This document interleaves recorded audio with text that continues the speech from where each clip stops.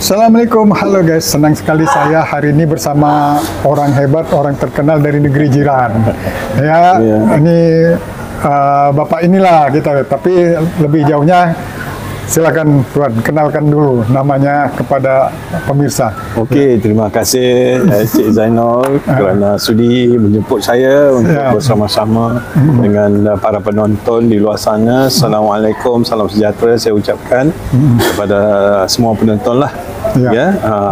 Ini saya Prof. Madyan Datuk Dr. Baharudin Aziz, mantan Dekan Fakulti Komunikasi dan Pengajian Media di Universiti Teknologi Mahara UiTM di Shah Alam, dan setelah saya bersara, saya sekarang disebut sebagai Ketua Pegawai Penyelidik, Chief Research Officer di syarikat firm. Itu dinamakan firm tu ialah Fieldwork Intelligence Research Management, FIRM. Itulah. Kita lanjut sebelumnya nih, Datuk. Saya manggilnya apa nih sekarang ini? Enaknya manggil Profesor. Prof boleh, Datuk boleh, Bapak boleh, mana-mana. Tapi karena saya mendapat kehormatan dari negeri jiran, saya panggil Datuk aja. Datuk ya? Bisa. Bisa boleh. Oke, Datuk kan tadi bicara tentang ini nih, tentang masalah-masalah sosial gitu kan. Jadi sekarang ini kan lagi pemilu di Kota Binjai. Betul. Di Indonesia.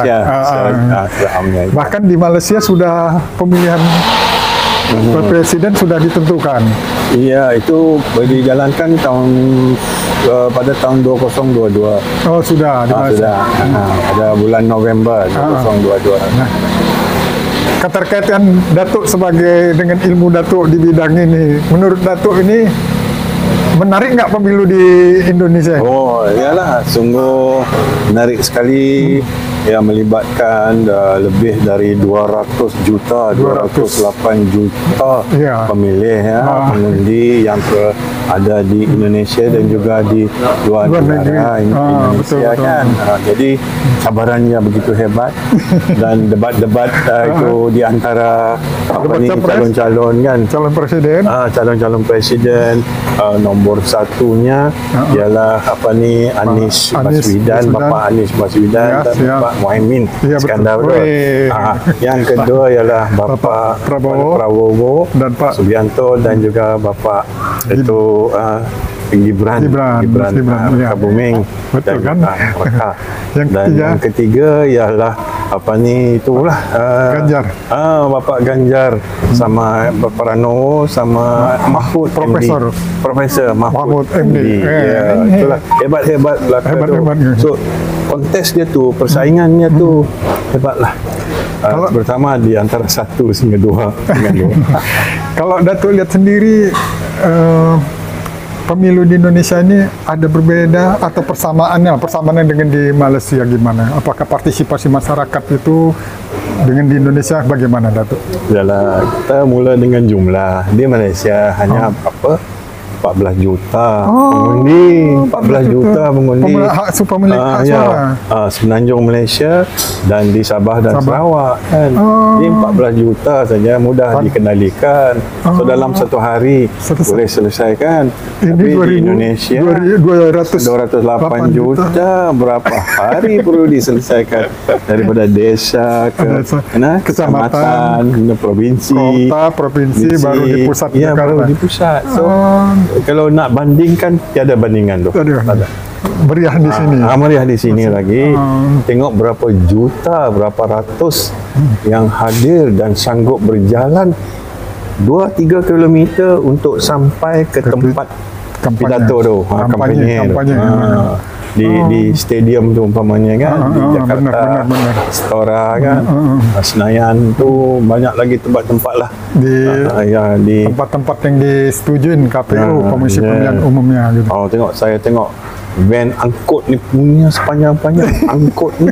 Masa saya tiba di Kuala Namu itu hari bukan. Saya tiba di Kuala Namu itu Bapak Prabowo sama Pak Gibran ada di sini. Datuk lihat gimana tuh partisipasi masyarakat? Aktif sekali, mereka memang peduli lah. Peduli dan ambil berat. Sebab apa? rata-rata yang kajian yang saya lakukan, kaji selidik lapangan yang saya jalankan di kalangan rakyat Indonesia. Rakyat Indonesia yang bekerja di Maustatin di Malaysia. 1,300 sampling. Sampling 1,300. Saya tak cover Sabah Sarawak sebab jauh. Saya buat di Pulau Pinang, di Lembah Kelang, Kuala Lumpur dan Selangor, dan di Johor. So saya memperoleh 1,360 sampel responden itu. Yang menarik dari respon itu apa, Datuk? Dari apa yang diharapkan daripada pekerja Indonesia, orang Indonesia yang ada di banyak Malaysia? komen. Dia segenap lapisan. Ada yang bekerja di kantor, ada yang bekerja dengan kerajaan, ada yang bekerja dengan agensi, ada yang jadi pekerja biasa, ada yang usahawan, ada yang memiliki restoran, kedai makan, dan juga ada yang gunting rambut dan sebagainya. Itu salon dan sebagainya. Semua lapisan. Kalau hasil penelitian Datuk terhadap warga pelajar juga, pelajar universiti, college termasuk. Penelitian Datuk terhadap warga Indonesia yang ada di Malaysia, apa harapannya dengan pemerintah Presiden Indonesia nanti? Presiden bagaimana harapannya? Mereka menyuarakan, saya menggunakan satu kaji soal selidik ni kan. Soal selidik ni yang menanya beberapa soalan lah. Ni saya menggunakan soal selidik. Satu muka surat saja, senang. You pilih siapa dari segi jantina, umur, dan juga beberapa isu yang telah menjadi isu pokok, perkara pokok lah. Yang mana yang awak setuju pilih yang mana ni. Dari segi itu terdapat banyak. Banyak lah. Saya turunkan kepada 14 perkara, dan dari 14 perkara tu saya turunkan lagi ke top 5. 5 yang menjadi harapan tu. Apa itu? 5 tu ialah ini harapan warga Indonesia di sana yang menyuarakan ke inilah yang penting. Ni top 5. Top 5 tu yang dapat perkara yang dapat 60% ke atas. Yang lain-lain saya tak. Yang biasalah, dari hasil survei gitu. Dari survei ini apa aja tu? Top 5-nya ialah, saya bacakan, kawal kos sara hidup dan harga barang keperluan. Mesti kawal tu. Itu. Berarti sembako, harga kebutuhan hidup. Apa itu sembako? 9 bahan pokok untuk makan beras. Itu istilah dia, sembako. 9 bahan pokok. Okey. Itulah yang menjadi nombor satu. Mesti pemerintah bisa, Presiden baru ni bisa apabila mengatasi menjadi sembako. Yes. Okay. Beri tumpuan. Okey, sama-sama kita mementingkan kebajikan rakyat Indonesia. Itulah mereka di sana rasakan. Yang kedua ialah pemimpin perlu prihatin dan kerap turun padang. Turun prihatin. Jadi hasilnya turun ke lapangan, melihat langsung ke lapangan, ya betul. Langsung masyarakatnya. Ya, itu. Jangan bila dah menang menyorok tu semua ni tak turun. Pergi tempat-tempat 5 star saja. 5 star kan tak ada peduli sama orang masyarakat. Jumpa pun tidak lagi. Jadi dilupakan. Okey, dua. Yang ketiga ialah ini disebutnya oleh rakyat Indonesia di Malaysia. Buka peluang pekerjaan dan perniagaan di Indonesia, supaya mereka berasa kalau dibukanya peluang perniagaan dan pekerjaan, mereka tidak perlulah berhijrah ke negara jadi lain. Membuka usaha-usaha baru gitu dia. Ya, betul. Membuat usaha-usaha baru yang dengan tenaga kerja bertambah gitu. Betul, tuan. Betul. Itu harapan. Betul. Harapan warga Indonesia yang di Malaysia. Di sana itu yang menyuarakan minda dan pendapat mereka lah.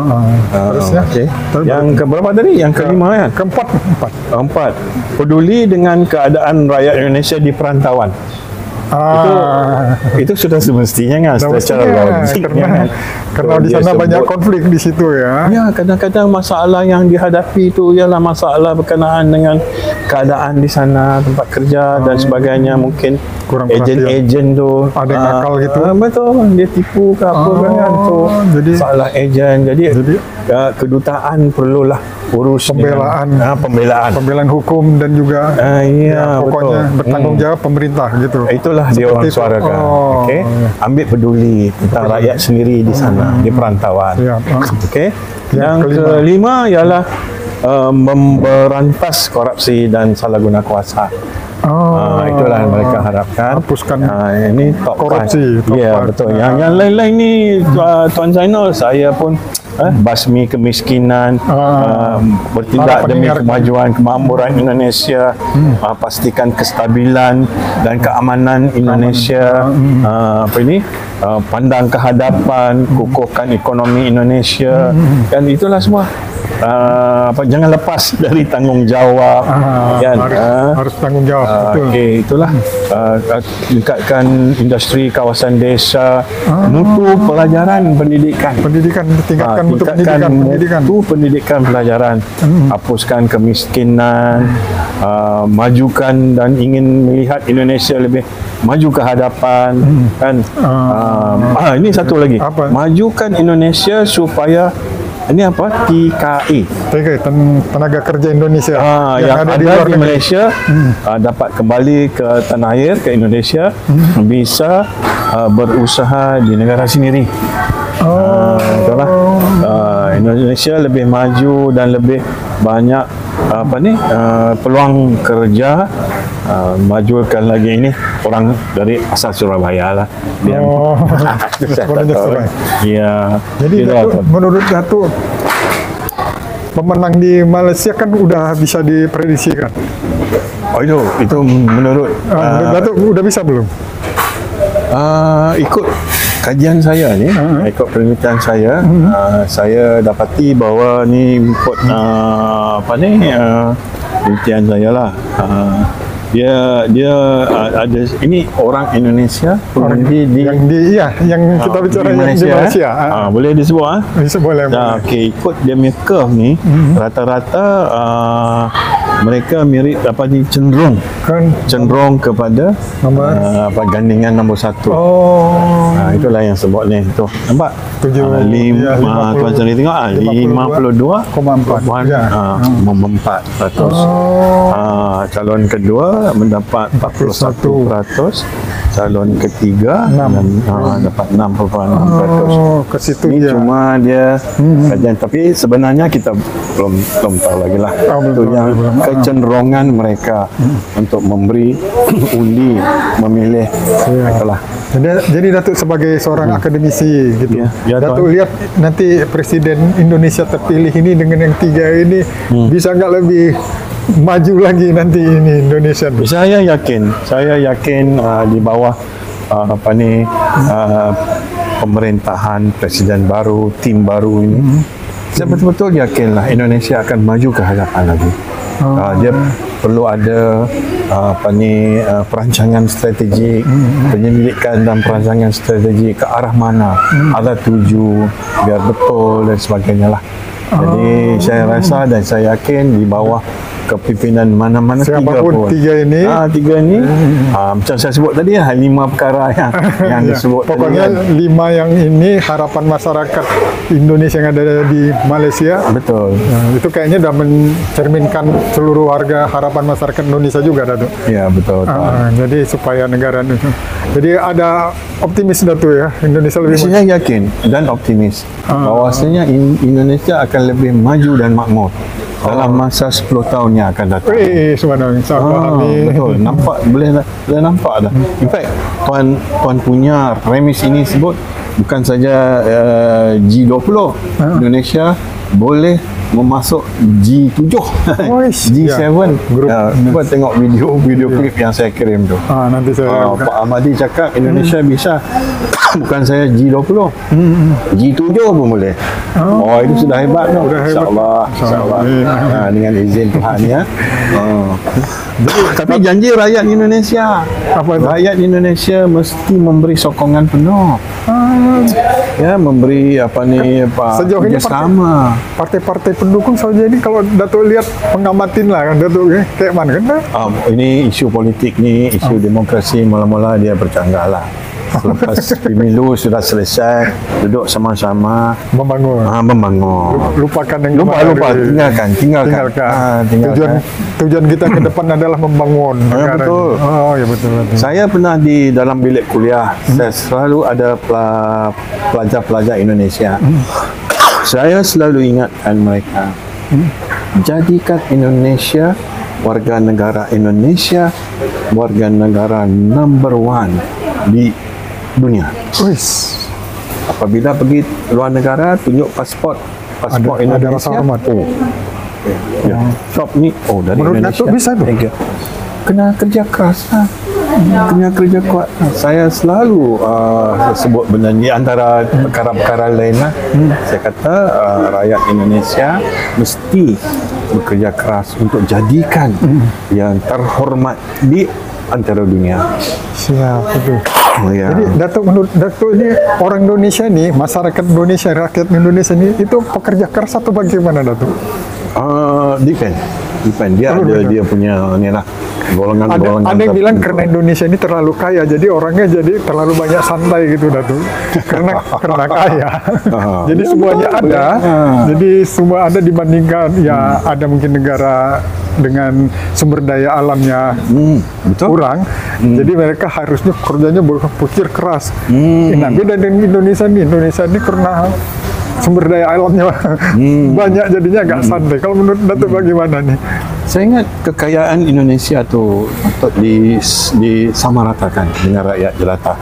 Bukan di dalam tangan segolongan tertentu, elit saja. Ya. Itu bagi ruang dan peluang kepada seluruh rakyat Indonesia menikmati kekayaan negara Indonesia. Itu penting. Itulah salah satu tumpuan fokus kepada pemimpin yang bakal menjadi presiden, timbalan presiden, calon apa ni, cawapres kan, Wakil presiden. wakil presiden. Oh ya. Ini semualah tim kabinet dia tu mesti bergerak maju. Saya lihat macam mana Ibu Retno berfungsi di PBB. Wis. Kabeh hormat. Itu Hebat Indonesia. itu, hebat. Dia pusing lalu semua orang sayang sama dia. Ibu Retno saya hormat betul. Tengok di arena ataupun di arena antarabangsa Indonesia sudah berkenal. Dan saya masih ingat Bapak Jokowi, Presiden Republik Indonesia, diberi kesempatan temuingan Presiden Joe Biden lagi.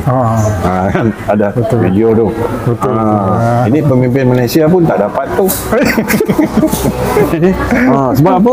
Sebab apa? Berapa ratus juta Indonesia inilah negara yang terbesar mempunyai penduduk Islam Muslim. Jadi Presiden Biden pun rasa okey, dia mau berurus dengan ada yang samaratakan kekayaan semuanya dapat menikmatin. Semuanya dapat menikmatin. Nggak ada perbedaan di ujung timur dengan di ujung barat Indonesia. Betul tuan. Sama betul ya. Datuk, kenapa Datuk senang melihat pemilu di Indonesia ini, Datuk? Saya rasa inilah macam saya sebut tadi, negara Islam dan demokrasi. Demokrasi yang sungguh dinamik. Demokrasinya sungguh dinamik. Perlu dijernihkan lagi ataupun dipastikan ketulusan proses demokrasi itu. Inilah satu-satunya apabila dunia memandang Indonesia bisa mengurus proses demokrasi itu dengan baik, ya. Tapi sejauh ini demokrasi pesta demokrasi di Indonesia ini kan berjalan lancar. Betul. Ini kayaknya pun lancar juga, mudah-mudahan karena ini udah minggu tenang. Menurut Datuk bagaimana? Kalau ada minggu tenang ni betul terasa juga ketenangannya. Pernah Datuk waktu datang ke Indonesia ini ketemu iring-iringan orang kampanye nggak? Kampanye itu iring-iringan massa pernah? Pernah di Jakarta. Datuk lihatnya tuh bagaimana tuh? Hebat sekali lah. Hebat sekali. Dia komitmen tu. Komitmen rakyat, keprihatinan, komitmen dan juga penglibatan, partisipasi tu memang tinggi lah. Jadi kita harapkan pada 14 hari bulan Februari ini semuanya berjalan lancar. Tak perlulah kita fikirkan itu doa dah. Lalu gairah pula nanti macam-macam insiden yang berlaku. Kita fikirkan masa depan, kemakmuran. Dia ada 4 ni. Siapa pemimpin yang ada 4 P ni? Percaya, perancangan, prihatin, ada sedikit personality. Ni 4 P ni. Pendidikan. 4 P ni akan memenangkan calonnya. Ada 5 K. Ada 4 K lagi. Indonesia perlu pentingkan 4K. Apa tu? Keamanan. Ada keamanan, adalah kemajuan. Kemajuannya. Ada kemajuan, ada kemakmuran. Bila ada kemakmuran, adalah kesejahteraan. Ini 4K ni penting. Kestabilan, kemajuan, kemakmuran, kesejahteraan. Mudah-mudahan tercapai, Datuk. Ya, kalau dia boleh acuankan pembangunan Indonesia berlandaskan 4K dan pemimpinnya ada 5P itu memang habis hormat sama Indonesia. Boleh pergi jauh. Tengok tim bola sepak pun boleh masuk round of 16 kalau mati boleh masuk round of 16. Malaysia mana? Jadi bahas juga bola ni ada. Sudah tengok dia boleh masuk round of 16. Tapi kalau bicara bola, Datuk, kecemburuannya banyak. Ya, betul. Ada katanya kecemburuan ni dalam medsos media sosial. Jadi gini lagi satu, Datuk. Saya lihatnya, Datuk kan pernah nengok ini lagi kampanye. Ini kita yang ringan aja, Datuk. Nengok orang-orang Indonesia lagi kampanye. Ini hari dia bisa kampanye bajunya warna merah. Besok warna biru, tapi nggak masalah gitu warna biru, nggak masalah. Di sana nggak kayak gitu, Datuk? Kurang sekali. Kurang sekali lah. Ya tetap komitmen tu. Satu warna. Tapi pekerja mungkin. Ini hari dia naikkan bendera partai, bendera partai lain. Berarti sikit. Ini ongkos. Berarti hampir sama gitu. Tapi kalau penyokong dia tetap ya. sepadu lah. Ya kalau di sini pun gitu juga. Jadi istilahnya penggembiranya. Pada saat hari pemilu ini butuh banyak orang. Ini hari baju kaosnya merah, misal besok kuning, nggak apa-apa. Tapi ditentukan semuanya pada hari H. Hari itu nanya pencentrengan tu. Pemilihan tu.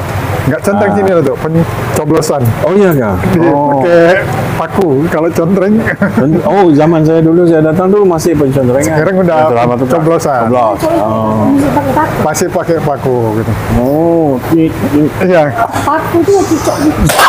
Oke, Datuk, kita akhirin bincang-bincangnya. Kayaknya kalau ada yang ingin kira-kira Datuk sebagai seorang akademisi kasih tips lah untuk Indonesia ini bagaimana supaya pemilu ini ya semuanya damai-damai gitu, Indonesia lebih maju. Bagaimana Datuk? Kita fikirkan kestabilan yang sebut tadi lah. Kestabilan itu pokok. Pemimpin dan rakyat mesti bergabung. Satu hati, sehati sejiwa, senada seirama. Sehati sejiwa, senada seirama. Itu kalau semua boleh ni maju ke hadapan, dan insyaAllah Indonesia mampu menjadi sebuah negara maju. Amin. Kestabilan, kemakmuran itu penting. Tadi Datuk bilang 10 tahun ke depan ini. Boleh. Dia ada keperancangan. 10-year development plan. Kena ada. 2034 di mana kita? Setelah kita boleh merancang, semuanya akan ditentukan oleh Yang Maha Esa. Namun perancangan itu penting. Siap. Oke deh guys, terima kasih. Dah senang sekali bisa ngomong dengan Profesor. Selamat menjalankan tugas dan tanggung jawab dengan sebaik mungkin ya. Buatlah pemilihan yang terbaik ya rakyat Indonesia. Amin. Banyak hormat sama rakyat Indonesia. Dan saya banyak sayang pelajar-pelajar Indonesia. Di bawah didikan saya sebab saya pernah jadi dosen lah di universitas dulu. Ramai ramai pelajar-pelajar Indonesia yang masih menghubungi saya melalui email. Nanti wawancara kita ini kirimkan nanti sama Baik, Mas. boleh kita bagi link lah, tautan dia. Oke guys, terima kasih sudah bincang-bincang Datuk. Semoga Datuk sehat-sehat bersama Baik. Ibu Alhamdulillah, dengan anak-anak dan sering kemari dan juga makan-makan di sini Datuk. Baik, insyaAllah. Makanan memang sedap di Indonesia ni. Susah nak tolak makanan. Tapi tu boleh.